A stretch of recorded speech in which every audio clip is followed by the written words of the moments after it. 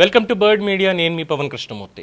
శబరిమల అయ్యప్ప స్వామి దర్శనానికి సంబంధించి లేదు ఆయన మాన్యాలకు సంబంధించి వీటికి సంబంధించి ఇటీవల కాలంలో వివాదాలు చూస్తూనే ఉన్నాం. సరే, కేరళ సర్కార్ దిగొచ్చింది, ఇది భక్తుల విజయం ఇది అని చాలామంది మాట్లాడారు. అయితే దాని ముసుగులో ఒక సంచలన అఫిడవిట్ ఇచ్చి ఆ అఫిడవిట్లో అసలైనటువంటి విషయం పెట్టినటువంటి కేరళ సర్కార్ని ఇప్పుడు అభినందించాలా? వాళ్ళు ఇచ్చినటువంటి అఫిడవిట్ ప్రకారం వక్ఫ్ బోర్డు అనుమతులు కావాలట. The Waqf Board, Muslim organization, Wavar Trust, Christian organizations, tribal organizations are necessary parties before taking any decision in the above and connected with petition. When larger public interests of different religions and secular issues are involved, the issue cannot be adjudicated by the court without publication in newspapers and media as contemplated under Order Rule 8 of CPC.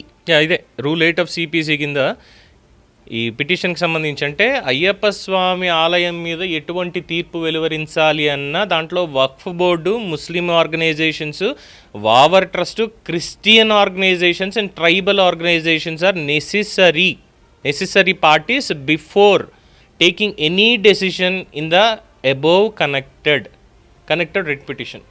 Ayyappa Swamy ఆలయానికి సంబంధించి తీసుకోవాలి అంటే ముస్లింలకి సంబంధించినటువంటి ఆర్గనైజేషన్స్కి కానీ, వక్ఫ్ బోర్డుకి కానీ, Christian ఆర్గనైజేషన్స్కి కానీ అసలు వీళ్ళకేంటి సంబంధం?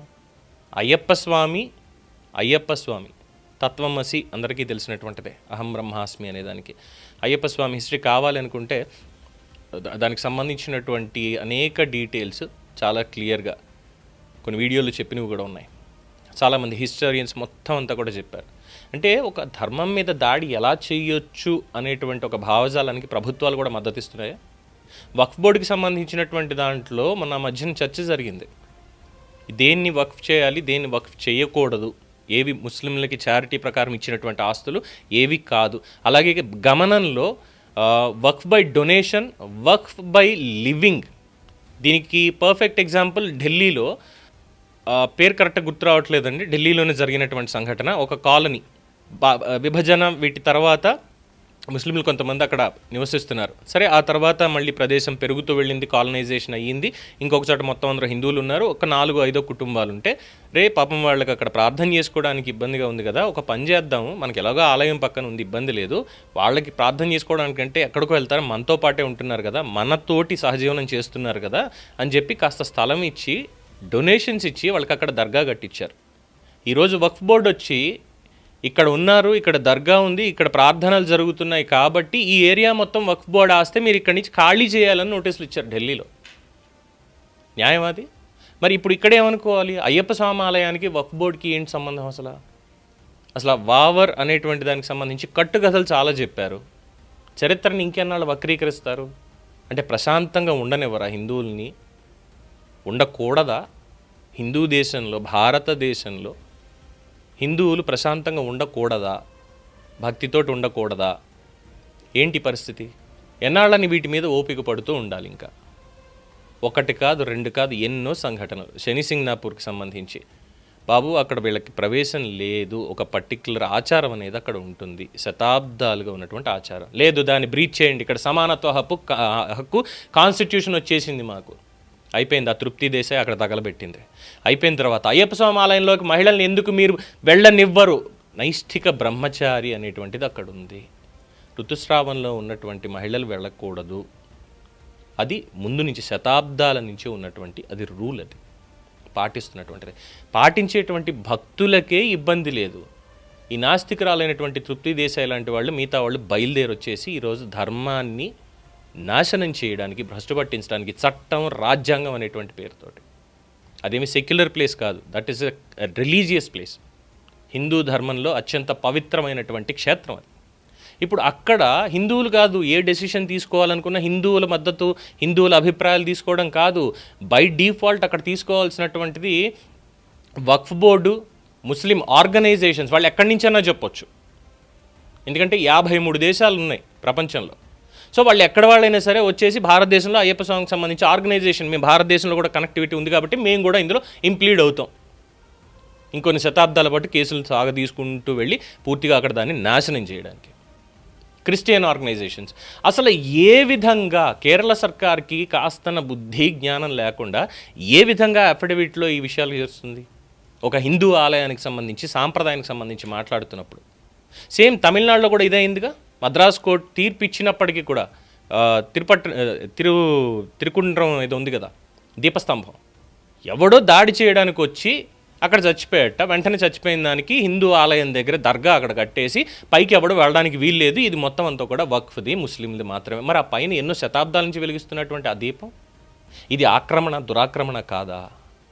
ఇది దాడి కాదా? ధర్మం మీద, సాంప్రదాయం మీద, సనాతనం మీద దాడి కాదా? ఎందుకు ప్రశ్నించకూడదు వీటిని? కోర్టు వారు ఎందుకని తీసుకోరు? కాన్స్టిట్యూషన్లో భావ ప్రకటన స్వేచ్ఛ ఉంది, లేదంటే మత స్వేచ్ఛ ఉంది, ఇంకోటి ఉందంటే అరే బాబు మేము కూడా ఇక్కడ పుట్టినటువంటి వాళ్ళమే, ఎక్కడి నుంచో ఇక్కడికి దాడి చేసి దండయాత్ర చేసి ఇక్కడికి వచ్చిన తర్వాత పిల్లల్ని కానీ వాళ్ళ మొత్తం సంతానం ఇదంతా కూడా ఇక్కడ ఉత్పత్తి చేసి ఇక్కడ ఇప్పుడు కాన్స్టిట్యూషను స్వాతంత్రం వచ్చిన తర్వాత ఆధార్ కార్డులు, రేషన్ కార్డులు ఈ లెక్క కాదు అసలు, శతాబ్దాల నుంచి తీసుకున్నప్పటికీ కూడా. మరి దాని గురించి ఎందుకు కోర్టు ఆలోచించదు? వాటికి హిస్టోరియన్స్ రాసినటువంటి టెక్స్చర్స్ కానీ ఇవి ఏం లేవా? ట్రాన్స్క్రిప్ట్స్ ఇవేం లేవా? ఎందుకని మాట్లాడాలి? ఎందుకని మాట్లాడకూడదు అసలు దాని మీద? ఎందుకు ఈ వేలో ఎందుకు ఆలోచించదు న్యాయం? హిందువులకి మాత్రమే అంటే ఇక్కడ జీవించే హక్కు లేదా? భారతదేశంలో మాట్లాడే హక్కు లేదా? సెక్యులర్గా ఉండాలి. మీరందరినీ శాంతి సౌభ్రాతృత్వాలతోటి మీరు గౌరవించండి, గౌరవిస్తాం, నిర్మోహమాటంగా గౌరవిస్తాం, ఎత్తిన పెట్టుకుంటాం, ఇబ్బందే లేదు. మా ధర్మానికి, మేం పాటించేటువంటి, నేను నమ్మేటువంటి ధర్మానికి ఎటువంటి ఇబ్బంది లేనంత కాలం నా నెత్తి మీద పెట్టుకుని భరిస్తాను, ఇబ్బందే లేదు అంటున్నారు ప్రతి ఒక్కళ్ళు కూడా. కానీ ఈ సోకాల్డ్ ముసుగులో ఉన్నటువంటి వాళ్ళు, ఇంటలెక్చువల్ మేధావులు అనేటువంటి ముసుగులో ఉన్నటువంటి వాళ్ళు చట్టాన్ని, న్యాయాన్ని దుర్వినియోగం చేస్తూ, ప్రభావితం చేస్తూ ఇది జరిగేది. భారతదేశంలో హిందువులు అనేవాళ్ళు ఉండకూడదు. బంగ్లాదేశ్లో ఏమవుతుంది? చెట్లకేసి కట్టేసి మరి తగలబెడుతున్నారు హిందువులని. పాకిస్తాన్లో ఏమవుతుంది? ఆలయాలన్నిటినీ ధ్వంసం చేస్తున్నారు, అన్నింటినీ కూడా, శక్తి క్షేత్రాలని కూడా. హిందువులు ఉండడానికి వీలు లేదు, అక్కడ ఉంటే మీరు కన్వర్ట్ అయ్యి బతకండి, లేదంటే లేదు. కానీ భారతదేశంలో ఉన్నటువంటి ముస్లింలు కానీ క్రిస్టియన్లు కానీ మీరందరూ హిందువులుగా కన్వర్ట్ అయిపోండి అని ఎవ్వడో వెళ్ళి ముందుకెళ్ళి చెప్పట్లేదే. కానీ కోర్టు కేసులు వీటి దగ్గరికి వచ్చేసరికి ఈ దిక్కుమాలిన అఫిడవిట్లు ఏంటి అసలు? సమాజం శాంతి భద్రతలతోటి, శాంతి సామరస్యాలతోటి ఉండకూడదు అని ఏమైనా నిశ్చయించుకుంటున్నాయి ప్రభుత్వాలు సైతం? కొన్ని ప్రభుత్వాలు సైతం ఇది గౌరవ కోర్టు వారు పరిగణలోకి తీసుకోవాలి అని చాలామంది కోరుతున్నారు. But the writ petitions are not complying the rule, Kerala high court rules the affidavits అని చెప్పి 8 పాయింట్లో కూడా దీంట్లో మెన్షన్ చేశారు వాళ్ళు. ద రిఫరెన్స్ అయ్యప్ప స్వామికి వక్ఫ్ బోర్డు వాళ్ళు సర్టిఫై చేయాలి. ఏ తీర్పు ఇవ్వాలన్నా సరే వాళ్ళు చెప్పింది విన్న తర్వాతే చేయాలంటే రేపు పొద్దున వాళ్ళు వచ్చి కింద అక్కడ వావర్ మసీద్ అని కట్టాము, మేము అందరూ కూడా అక్కడ ఇది ఉంది వావర్ స్వామి అంటాము, ఇది చేస్తాము, అక్కడ దర్గాలు ఉన్నాయి కాబట్టి అదంతా వక్ఫ్ బోర్డుకి వస్తుంది, కొండ మార్గం మూసేయండి, భక్తులు వెళ్ళడానికి వీలు లేదు అని చెప్తే ఏంటి రేపు పొద్దున పరిస్థితి? పైగా ఇందులో మెన్షన్ చేశారు కదా ఏంటి, when larger public interest of different religions and secular, if at all that is the point, that is the main criteria, larger public interest. భారతదేశంలో అత్యధికంగా ఉన్నది ఎవరు? ఆల్మోస్ట్ 88 to 90% హిందూస్ ఉన్నారు. ఆ తర్వాత ముస్లిమ్స్ అండ్ క్రిస్టియన్స్, సిఖ్స్, బుద్ధిస్టులు ఇలా ఉన్నారు.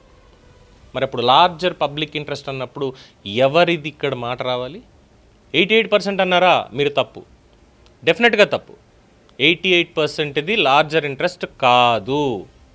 15% ఉన్నది లేదు 20% ఉన్నది, అది మాత్రమే larger interest as per the Kerala government in the affidavit.